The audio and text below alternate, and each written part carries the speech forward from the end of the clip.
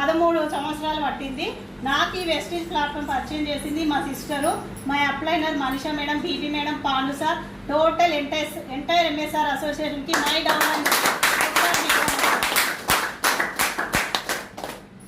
Goal ఉండాలి, mentor ఉండాలి అనుకుంటున్నారు. ప్రతి ఒక్క గ్రేట్ లీడర్ చెప్తున్నారు, గోల్ లేకపోతే గోలగోల ఉంటుంది, మెంటర్ లేకపోతే మెంటల్ ఎక్కుతుంది.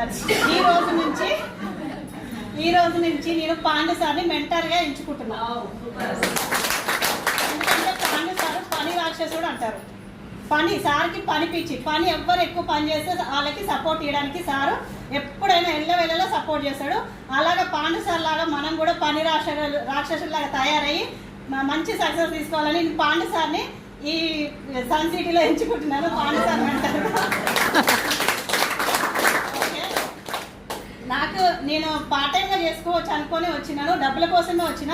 కాకపోతే నాకు హెల్త్ కూడా వచ్చింది. ఏమంటే నాకు ఐ ఇన్ఫెక్షన్ అయింది, చాలా హాస్పిటల్లో తిరిగినాను. మోర్ మీటింగ్స్కి వెళ్ళి నాకు ఒక మీటింగ్, ఇందులో హెల్త్ సప్లిమెంట్స్ ఉంటాయి. బయట డిమార్ట్లో కిరాణా షాప్లో తెచ్చుకునేటివే ఇక్కడ తెచ్చుకోవచ్చు. ఆర్గానిక్ ప్రొడక్ట్స్ అంటే సరే అనేసి ఏదో చెప్తే సరే లేవే అనేసి విన్నాను. మా చెల్లి చెప్పగానే చేద్దాంలే అని అన్నాను. మళ్ళీ ఇంతలోనే సండే రోజు మీటింగ్ వచ్చింది ఎస్ఆర్ నగర్లో. ఒక మీటింగ్కి వెళ్ళిన, ఒక మీటింగ్ అయితే ఏం అర్థం కాలేదు. కాకపోతే డబ్బులు ఉన్నాయి, హెల్త్ వస్తుంది అనేది అర్థమైంది.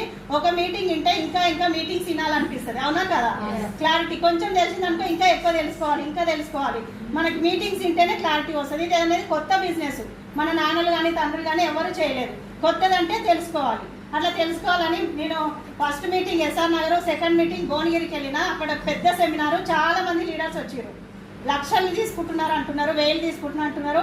గవర్నమెంట్ జాబ్స్ చేసుకుంటూ పార్ట్ టైంగా చేసుకుంటున్నా అంటున్నారు. మరి గవర్నమెంట్ పార్ట్ టైంగా చేస్తున్నారు, గవర్నమెంట్ జాబ్ మానేసి ఫుల్ టైం కూడా చేస్తున్నారు.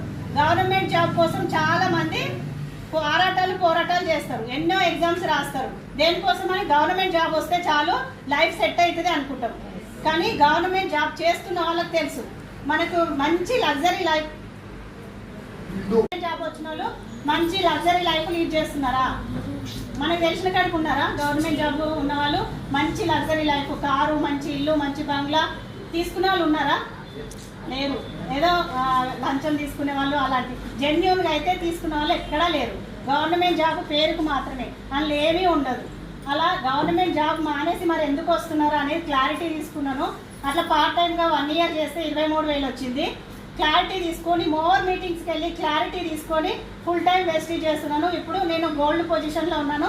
నా ఏస్ ఇన్కమ్ 35,400.